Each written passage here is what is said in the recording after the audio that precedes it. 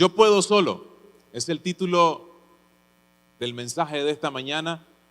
Y por favor acompáñenme a la Biblia, al libro de Segunda de Samuel, capítulo 24, versículo 1.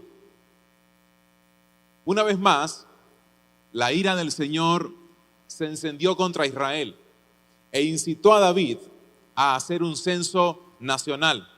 En Primera de Crónicas 21, en el verso 1 se describe el mismo episodio, solo que relatado con una forma quizás un poco distinta.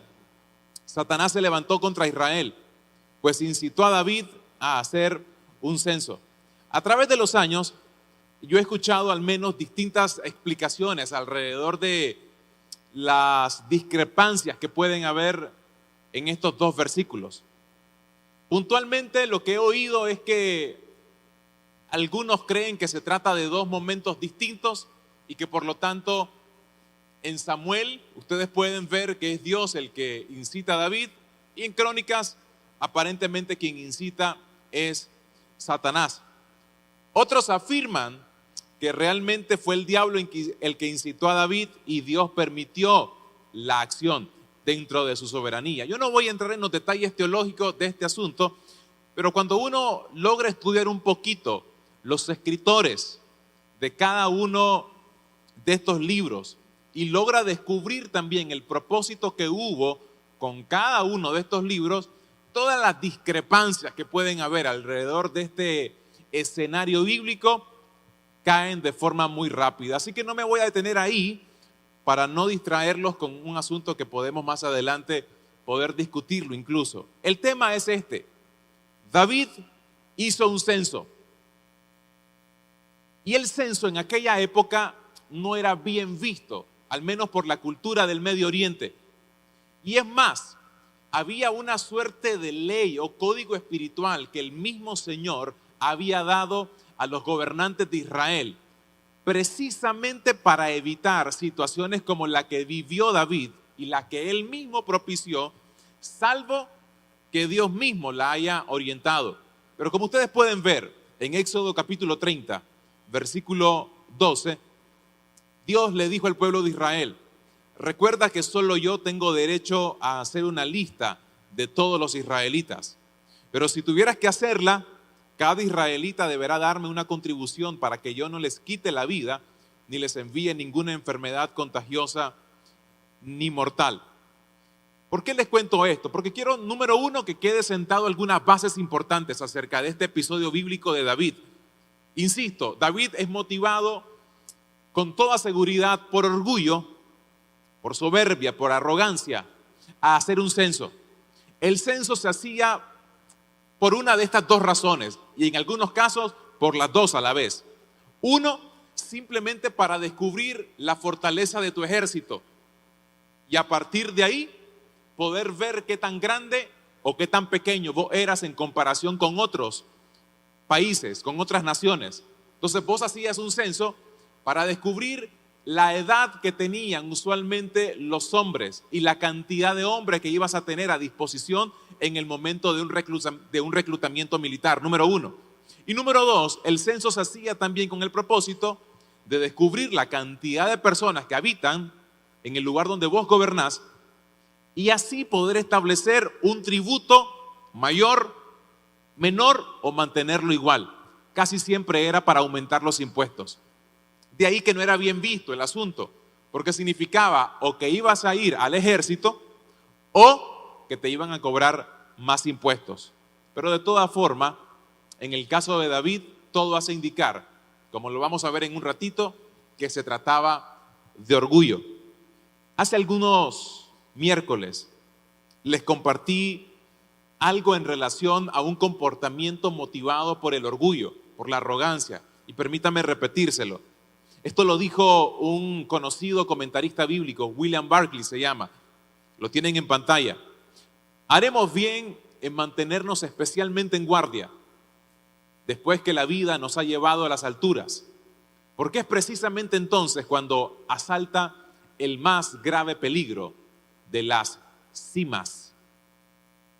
David viene de derrotar dos rebeliones importantes, No voy a entrar en tantos detalles, pero ustedes tal vez conocen la historia. Su hijo Absalón se le revela, logra durante algún tiempito una suerte de golpe de estado, se le revela al papá y por un tiempo asume el trono de Israel. David logra vencer, superar esa crisis política que tiene que enfrentar y que incluso se convierte también en una crisis familiar. Pero un poquito más adelante hay otro personaje que aparece, se llama Seba. Seba también hace lo mismo que Absalón, solo que este no es hijo de David, y de la misma forma intenta una rebelión, un golpe de estado. No lo logra, David sale airoso, y entonces este es el escenario en el que nos encontramos cuando a partir de estas dos victorias, David decide hacer el censo.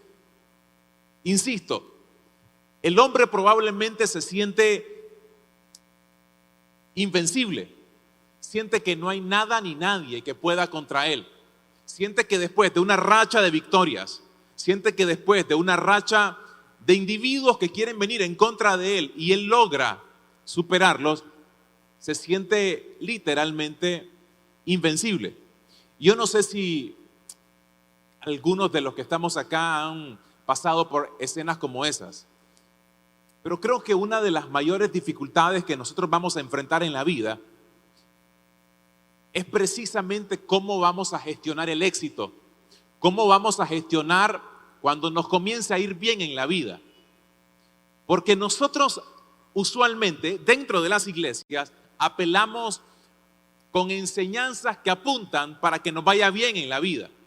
Porque en un país como el nuestro pareciera que son temas muy populares.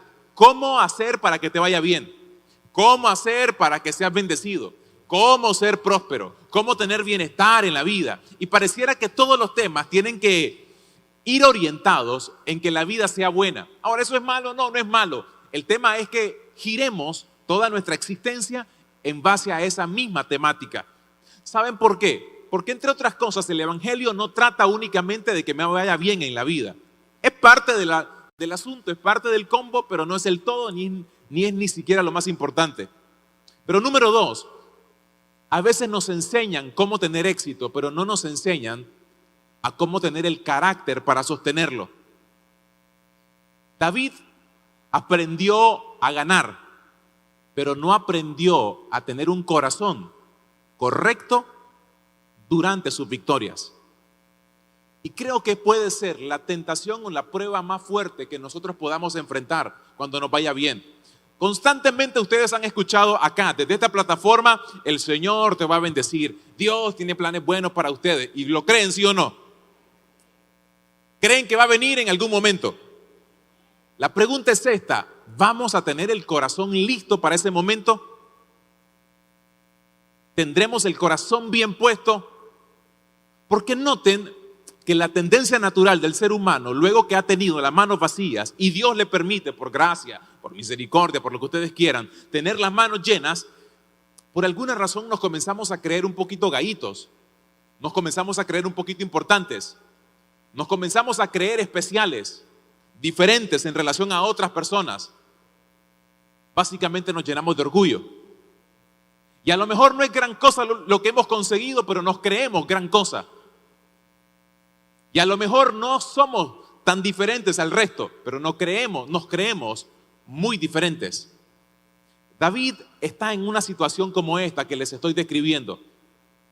La pregunta es, ¿cómo me doy cuenta que yo estoy alimentando el orgullo en mi vida? Porque una de las situaciones más complejas en cuanto a carácter es descubrir que yo tengo un serio problema del orgullo. Porque como hemos dicho de forma muy popular, el orgullo es como el mal aliento. Todo el mundo lo siente menos uno mismo. Salvo aquel que tenga el hábito de estarse. Deberíamos de hacerlo con el corazón también.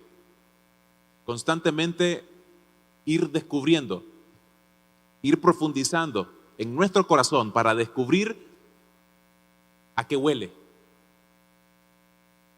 Y es muy difícil, porque nuestra opinión a veces va a estar parcializada, no va a ser muy objetiva. Casi siempre vamos a creer que estamos haciendo las cosas bien, porque volamos a menudo en estos dos extremos. O tenemos una baja estima una baja autoconfianza, nos creemos miserables, nos creemos que no servimos para nada. No, si yo no tengo problema de orgullo, mi problema es que ni siquiera me creo especial delante de Dios. Ese es un extremo. Y está el otro extremo, que es donde nos creemos demasiado importantes. Nos cuesta entender el modelo correcto de la vida. El no ser de este grupo ni tampoco ser de este otro grupo. ¿Cómo descubrir que estoy alimentando orgullo en mi vida? Y permítanme, a la luz de la historia de David, darles 4 consejitos que creo que nos van a ayudar precisamente a hacer una serie de análisis interno que es tan importante en el crecimiento espiritual. ¿Saben por qué?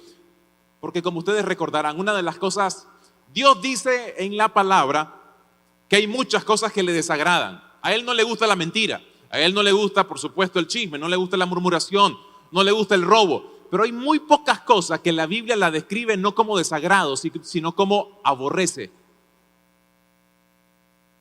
Pónganse a pensar en algún momento qué situaciones de mi vida son aborrecidas por Dios. Una palabra que pudiéramos usar como sinónimo de aborrecer puede ser el mismo odio. Dios aborrece el orgullo. Y es interesante, ¿saben por qué? El orgullo, a diferencia de otros pecados, fue precisamente la causa de la división allá en el reino de los cielos. El diablo es diablo por causa del orgullo. Y no nos damos cuenta que a veces uno de los más grandes errores que nosotros podemos cometer es precisamente el no descubrir vislumbres de orgullo, de arrogancia que hay dentro de nosotros. El tema no es si somos o no somos orgullosos. No, ese no es el tema. En todo caso le puedo decir, bienvenido al club. Lo que tenemos que descubrir es qué tanto estamos alimentando esa área en nosotros. Qué tanto lo estamos manteniendo quieto.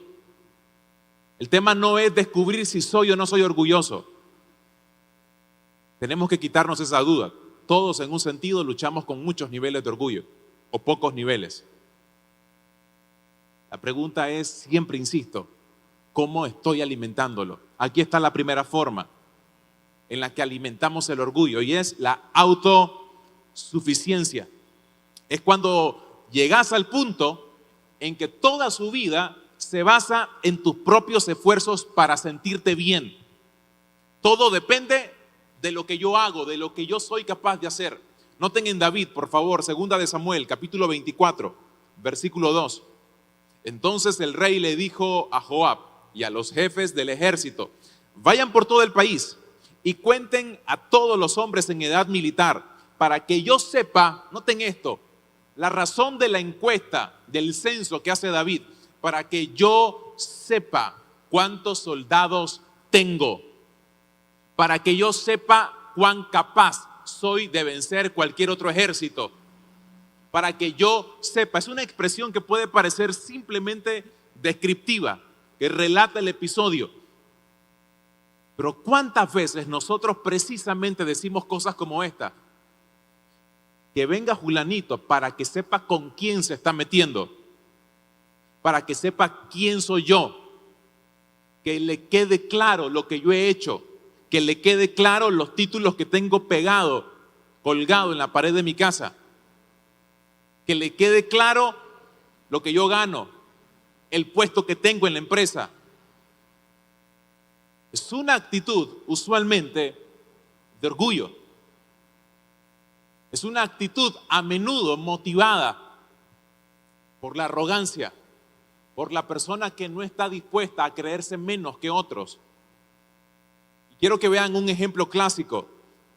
En Deuteronomio capítulo 8, versículo 7, ustedes recordarán que Israel anduvo por el desierto alrededor de 40 años. Y cuando estaban por salir del desierto, Él dijo en el versículo 7, Dios al pueblo de Israel: el Señor tu Dios te está llevando a una buena tierra, tierra de arroyos, de pozos, de manantiales, de valles y de montes. Versículo 12, y siempre existe el peligro, en el éxito, noten esto, siempre existe el peligro de que cuando te hayas saciado y hayas prosperado y hayas edificado casas hermosas, y cuando tu ganado y rebaño se hayan engrandecido y tu oro y tu plata se hayan multiplicado, el peligro ¿es cuál? Es que caigas en el orgullo y te olvides del Señor. El tema del orgullo provoca que yo me olvide de quién es el que me da las capacidades. El orgullo impide que yo pueda reconocer quién es el que está detrás del telón de los éxitos de mi vida. En el momento en el que yo me atribuyo todo el éxito de cada una de las etapas buenas de mi vida, en ese momento corro el peligro de estarme olvidando de quién es realmente la persona a quien le debo todo. Y en un país como el nuestro, donde la gente se la tiene que jugar, remar contra la corriente para que le vaya bien, vivimos en uno de los países más pobres de este continente. El segundo o tercer país, dependiendo de los números que ustedes miren, peleamos con Honduras por el segundo lugar entre los más pobres de este continente. Y en una situación como la que vivimos, usualmente la gente tiene que remar contra corriente para que le pueda ir bien. Tiene que empujar más, tiene que buscar las oportunidades, tiene que emprender, ser determinado, disciplinado, meterle mucha gana. Por la misma situación en la que hemos vivido históricamente.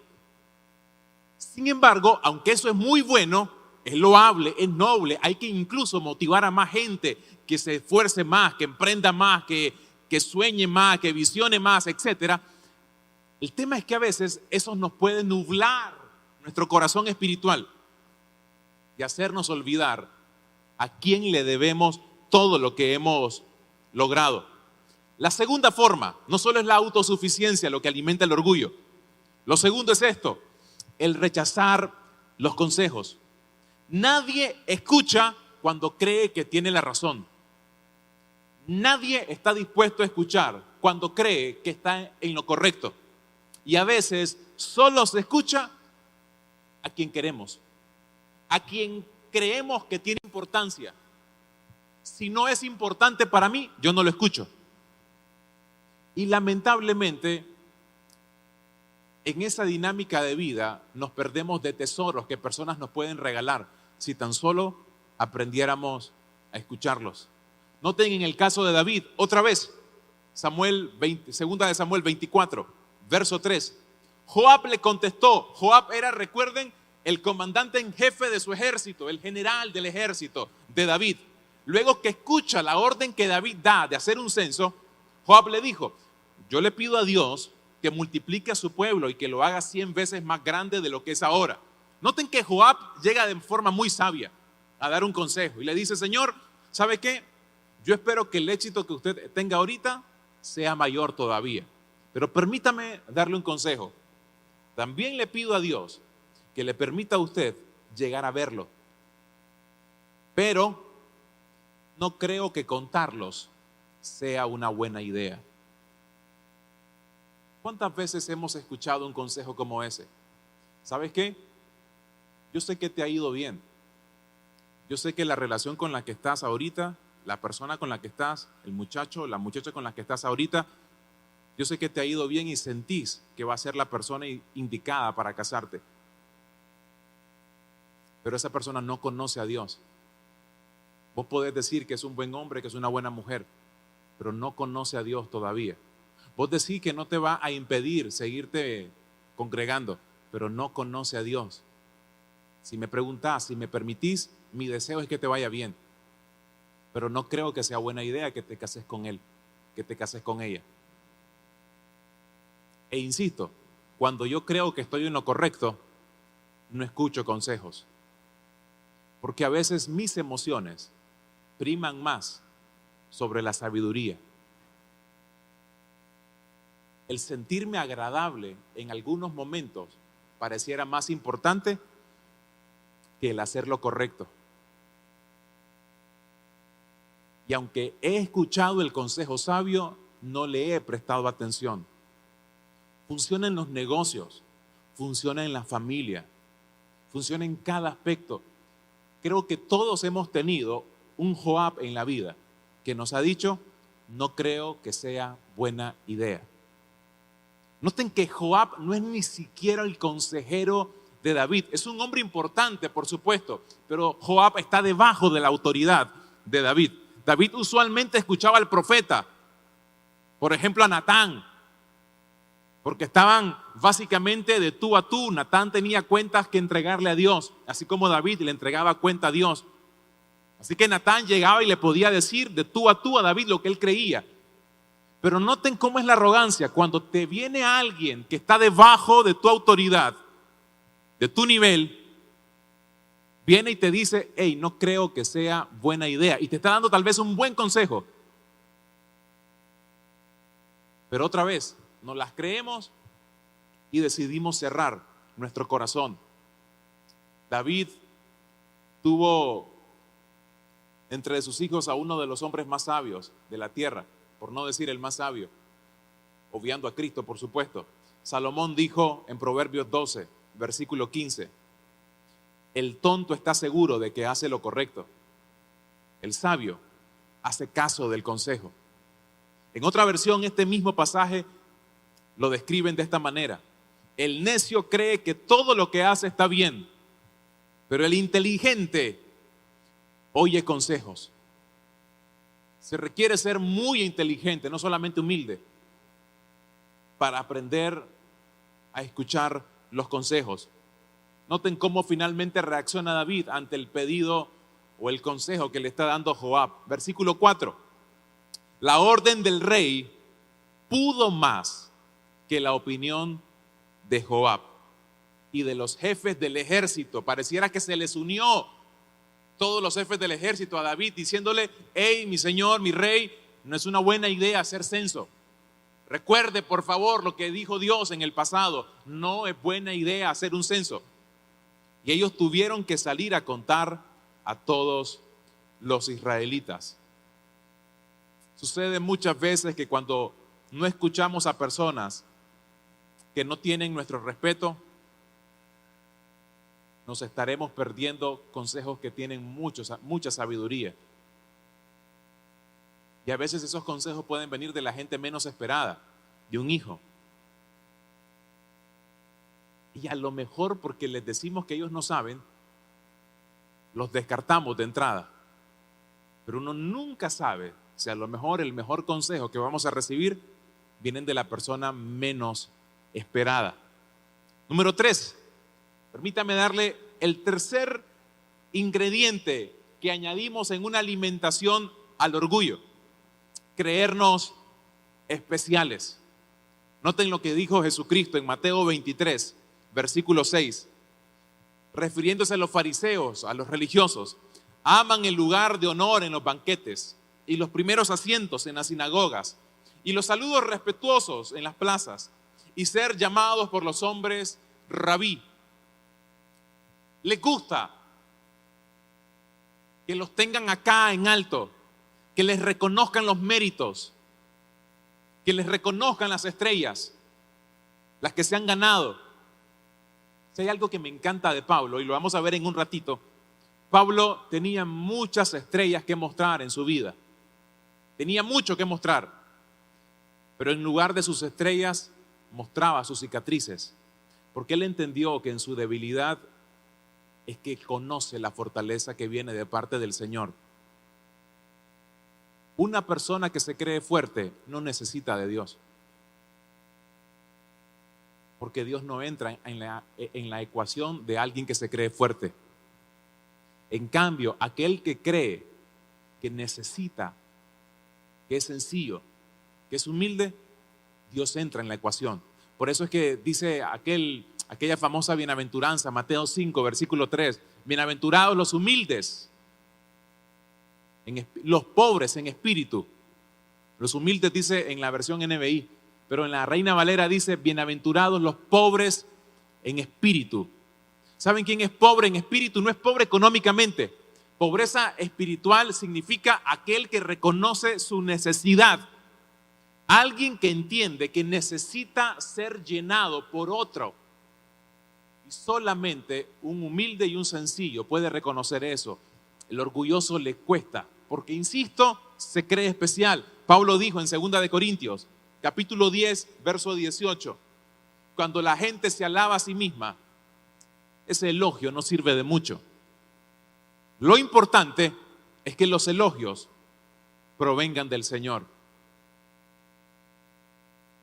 ¿Con cuánta frecuencia lo hacemos? Nos elogiamos a nosotros mismos. Y noten el cuarto ingrediente y el último que les quiero compartir: la comparación con los demás. Si me quiero dar cuenta, si tengo problemas de orgullo, debo descubrir si estoy constantemente comparándome con otras personas. Y a veces lo espiritualizamos. Yo puedo orar mejor. Yo pudiera predicar mejor. Yo pudiera dirigir mejor. Yo tengo mejores ideas. ¿En base a qué opinamos de eso? En base a cuando me comienzo a comparar con las decisiones que está tomando el otro o la otra y miro las que yo tengo, pienso que las mías son mejores. Comparamos todo, literalmente todo. Una persona orgullosa no puede resistir la tentación de compararse con otras y sentirse superior. Noten por favor este pasaje, 2 Corintios, capítulo 10, versículo 12. Este es uno de los pasajes que me parece tan fuerte del apóstol Pablo. No se preocupen, dice Pablo. Le está hablando a una iglesia a la que habían llegado falsos maestros. Estos falsos maestros se creían la última Coca-Cola en el desierto. Estos falsos maestros se creían muy especiales, superapóstoles. En una versión incluso se les llama así, los superapóstoles. Se presentaban como los super ungidos, como los super especiales. Y en la iglesia que vivimos actualmente, esto es también muy recurrente. Los super espirituales, los super ungidos, los que tienen una super unción, un super llamado. Y noten cómo Pablo le habla a una iglesia que se está creyendo el cuento de los superhombres. No se preocupen, dice Pablo. No nos atreveríamos a decir que somos tan maravillosos como esos hombres. No, dice Pablo. No se preocupen, no se enreden. Nosotros no nos vamos a atrever a decir que somos tan maravillosos como esos hombres que los han visitado, que les dicen qué importantes son ellos, pero solo se comparan el uno con el otro, empleándose a sí mismos como estándar de medición. ¡Qué ignorantes!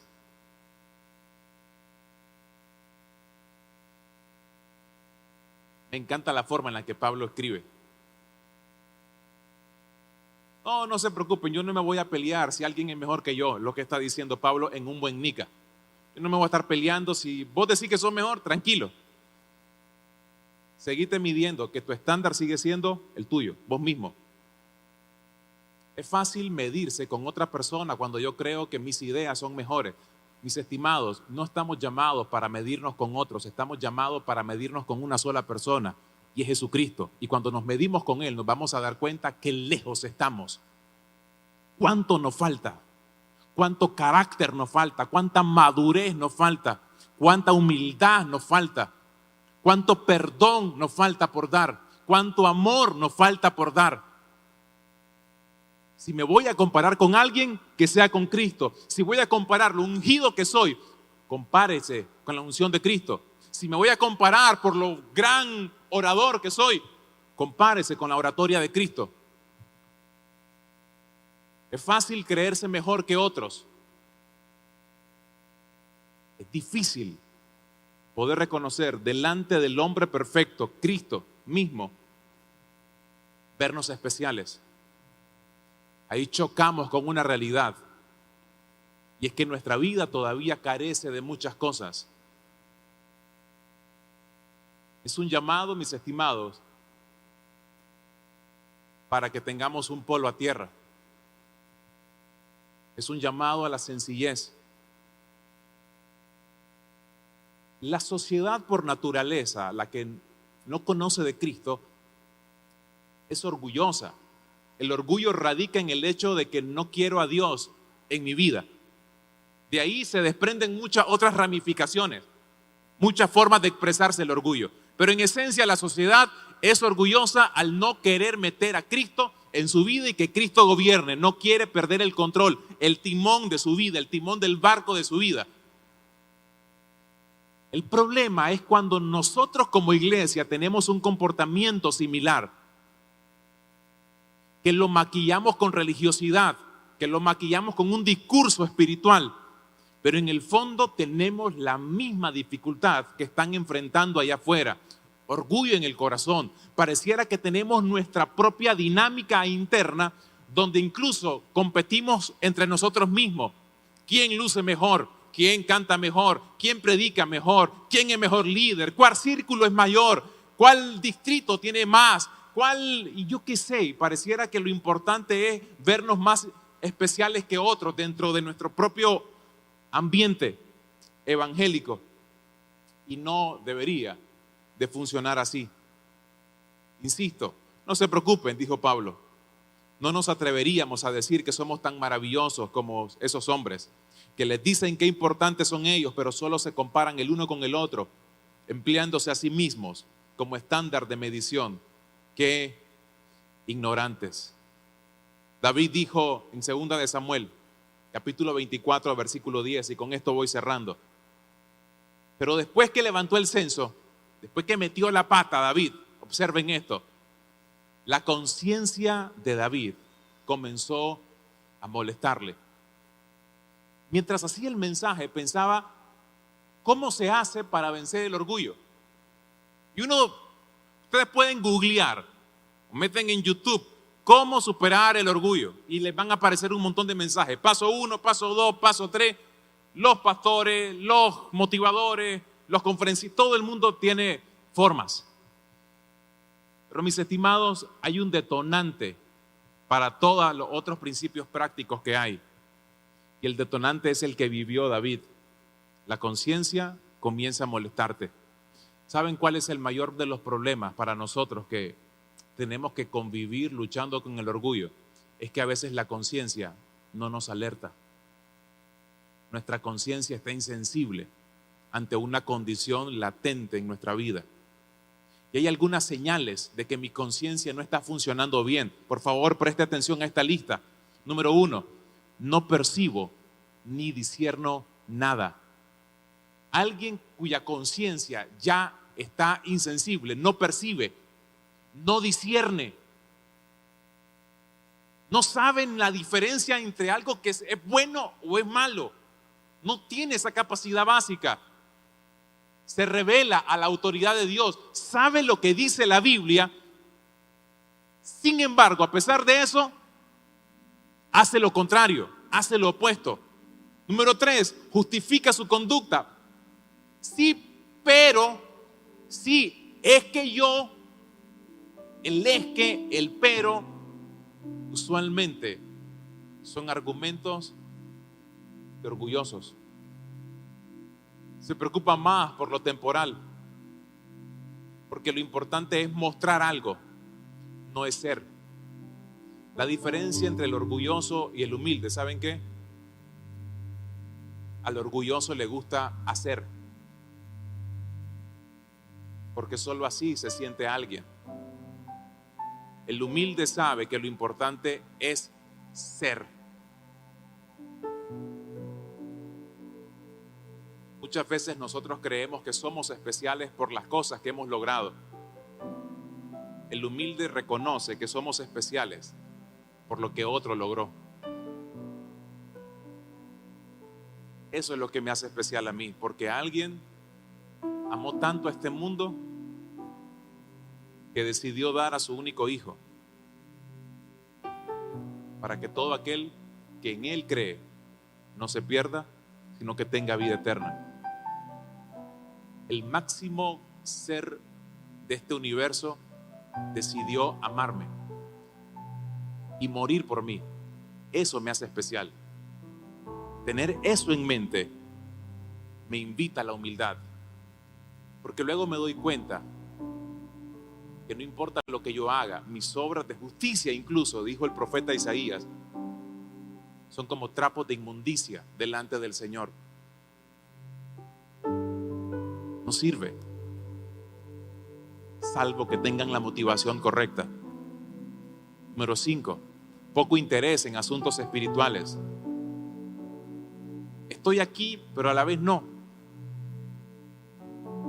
Canto, pero porque ni modo. Oro porque me toca. Voy a predicar el círculo de amistad porque soy el líder. Si pudiera zafarme, me zafo. Retrae su compromiso. No quiere escuchar a nadie. Y trabaja mecánicamente. Perdió la esencia de lo que significa ser espiritual.